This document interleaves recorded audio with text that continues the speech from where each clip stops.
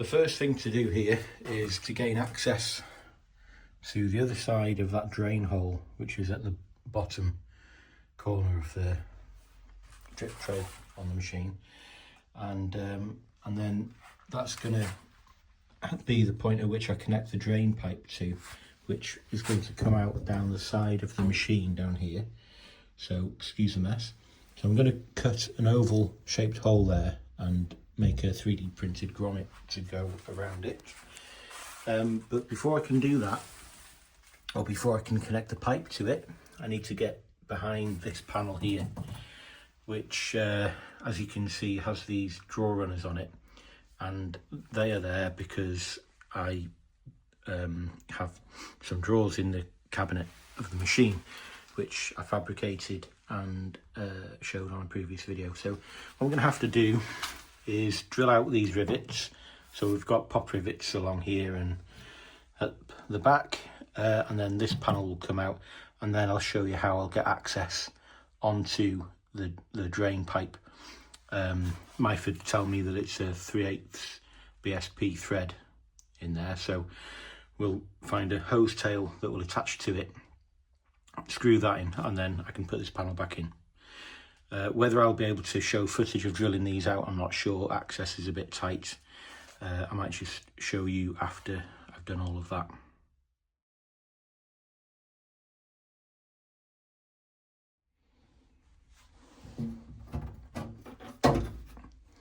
And there's the panel coming out.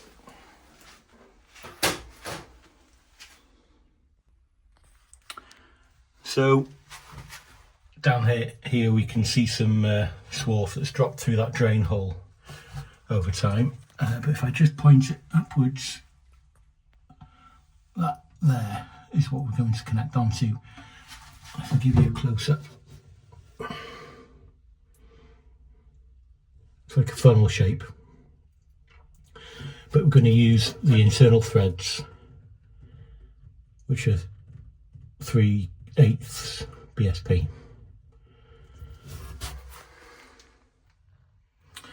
Okay, so when you weren't looking, I drilled a couple of holes in there. So those are 40mm diameter, and they're in the side of the cabinet there.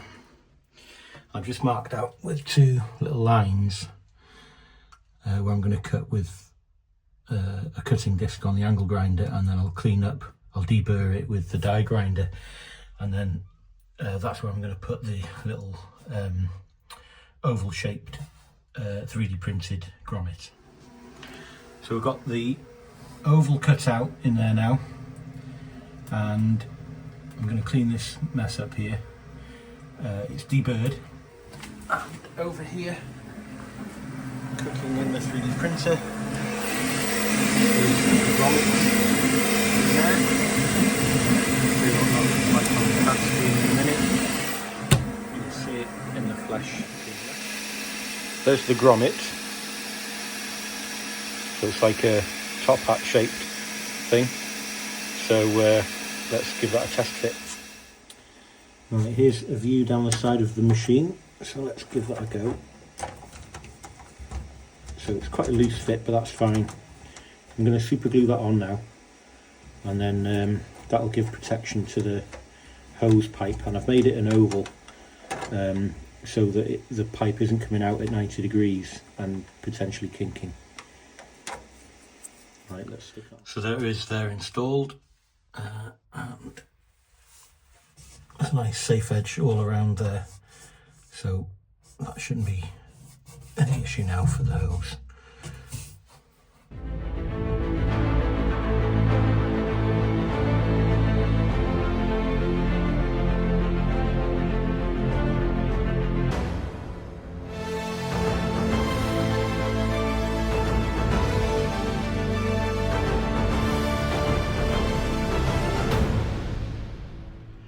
Okay, so I'm going to show you where we're up to. The lathe is a bit of a mess, but that's because I've been using it to make some parts, plus there was a bit of swarf in the back there that I hadn't cleaned out from a previous job.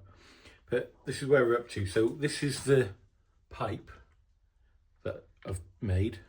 I'm going to give you a close-up on the bench in a minute to show you the construction, but it's got this bit of lock line on it, which I'm sure you're familiar with. I'll put a screenshot on here to show you the coolant tank that I bought off eBay. Anyway, so that's going to attach onto the bracket down here. Can you see that? Is it in shot? There's a bracket down here that I made ages ago as part of the mounting for the scale for the DRO. So I'm going to mount the pipe down onto that bracket down there somewhere, and it's out of the way of the tailstock and it doesn't move this way, so that's fixed in relation to the carriage. And then there should be plenty of reach then, because the carriage is quite a way away from the chuck, as you can see, so there's plenty of reach for the lock line to get to where the work's going on. So what I've been aiming to do here is to utilise standard parts off the shelf rather than buying a full coolant system for the lathe. They're quite expensive, so I've gone for what I think is a more cost-effective option. Plus I've got the machine, I can make certain bits and pieces. The only thing I didn't have, and I didn't want to wait for it, was a 1/4 BSP tap, which is the thread that's in this brass fitting here. And all this piece of brass used to be was a reducer from 1/2 inch BSP down to 1/4. So on the outside here, it used to have a hexagon on it and a 1/2 inch BSP thread, which I've removed obviously. And this piece of lock line will now thread into this brass adapter that I've made. And to attach the elbow onto this new fitting, what I've done is I've just opened up the hole in the fitting so that the outside diameter of the copper elbow fits into it, and I've soldered it. Now that's not normally how you use these fittings. Normally the pipe goes inside, not on the outside, but anyway, that's what I've done here. And the reason I've done that is to just keep the overall length down so that it's not you know, bulky, and I'm trying to make it look a bit more presentable. Having said that, you'll see that my soldering is quite messy. So anyway, I'm not a plumber, I've just done the best I can. Down this end, this fitting used to be one of these. So this is a reducer to go from 15mm pipe down to 8mm pipe, and it's a compression fitting. So you have an olive and a nut. I'm sure many of you will be familiar with that. And I'm just sticking with the 1/4 BSP theme because I have to really, because that's the thread that's in the end of the ball valve. So as the kit comes, normally the lock line screws into this ball valve, but I'm doing something slightly different. I'm going to have the ball valve down here and the pipe up here kind of thing on the machine. So that's why I've bridged that gap with a piece of 15mm pipe. And of course, normally 8mm pipe would be the correct size pipe to go between these fittings, but I didn't think 8mm copper pipe would be strong enough for what I'm doing here, so I'm using 15mm pipe. And as it happens, this is chrome plated, so I don't know if I'd prefer it just normal copper or not, but that's what I've got available, so that's what I've used. If it's too unsightly on the machine, then I can always change it. So these just screw together. So I've got some PTFE tape on the threads. So that screws into there. That screws into there, like so.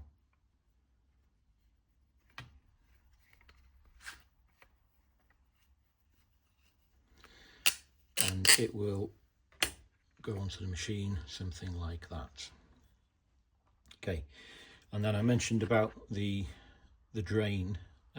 So this is just a homemade hose tail, really. So the pipe size on the end of this used to be that was 1/4 BSP, and I've just enlarged it to 3/8 BSP, which is what that thread size is. And this would be a compression fitting for a 10mm piece of pipe. So that's what I've made that from, and that will screw directly up into the drain hole on the Myford.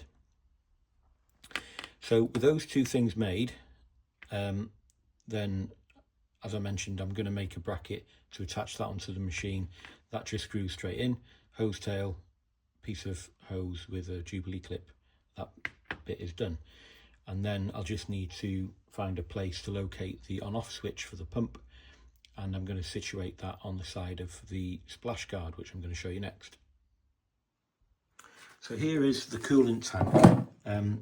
It's not fresh out of the box because I have used it on another job already, but this is what it looks like. I can't remember the capacity, but it looks to be about, I'm going to estimate, somewhere between 8 and 10 litres. We'll see if that's big enough.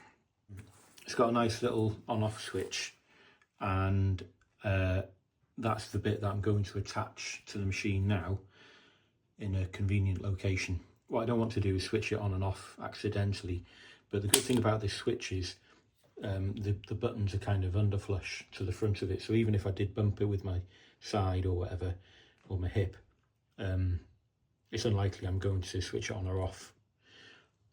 But I like the idea of having it up quite high level on the machine, so I'll show you what I'm thinking now. There we go. So this is what I'm thinking. So I'd have it up here alongside the shelf where I've got some of my tooling on the side of the splash guard. So what I've done is I've put 3 M4 round head screws through with nylock nuts and washers on the other side, and I've staggered them just to make that interface a bit more rigid between the two parts. So we'll stick the switch on next. Okay, so we're back at the machine now.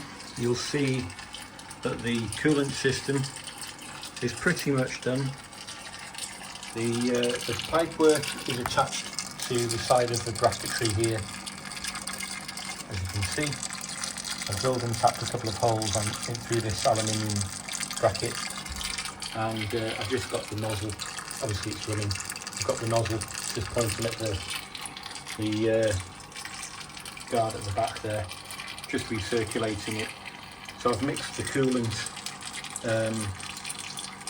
and just filled the tank up. So the tank is down here, so that's wearing away. You can see the return down there.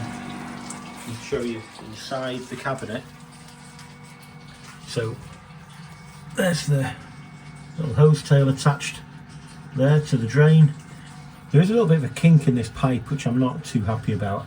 I might change this pipe for a braided hose, 1/2-inch braided hose, just so I don't have problems down the line, because I don't want this pipe kind of doing that and then restricting the flow back to the tank. So I might change this out before I put it all back together. So I'll do that, and then I'll put the drawers back in, and then probably do a test cut, see how it's going, see how it's working for me. It's the first time I've had coolant running on this machine, so we'll see what happens. It might make a bit of a mess. You can see down here, so I need to put a little piece of gauze over that so that the pipe doesn't fill up with swarf, because that's obviously going to happen. So I did have one for it, and I'm not sure where it went, to be honest, because it might have got picked up with swarf and thrown out. I hope not, but it's not impossible. Right, okay, so let's get this pipe changed. Now that I know it's all working and it's returning well enough. That's quite a high flow rate as it is, so you can change that by adjusting the ball valve. Obviously you can switch it off entirely. That's full whack, which is plenty for what we're doing here. It's not like it's a CNC machine with a massive material removal rate, so half the time it's probably only going to be trickling like that.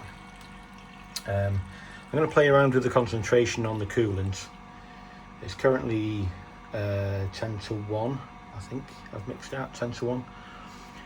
So we'll see. That's at the top. That's at the top end for this coolant in terms of concentration. But I mean, I might dope it a bit heavy than that, just for a bit of extra corrosion resistance. Okay, so if you made it to the end, thanks for sticking with me, thanks for watching the video. Yeah, we'll see how this goes over time. I'll probably refine it in some way, but at the moment it's too early to tell, but I'm reasonably happy with the outcome. It's not a bad job. I think what I might do is just shorten the height of that feed pipe. It just looks a bit tall. I think, you know, it just doesn't look right to be above the level of the shelf. I'm afraid of catching it when I bring things on and off the shelf. Ergonomically, it's probably not the best, so I might shorten that, but we'll see. We'll see how it goes. So thanks for watching the video. Please like and subscribe if you want to see more of this type of content, and we'll be back soon enough. Thanks for watching, and we'll see you again soon. Bye for now.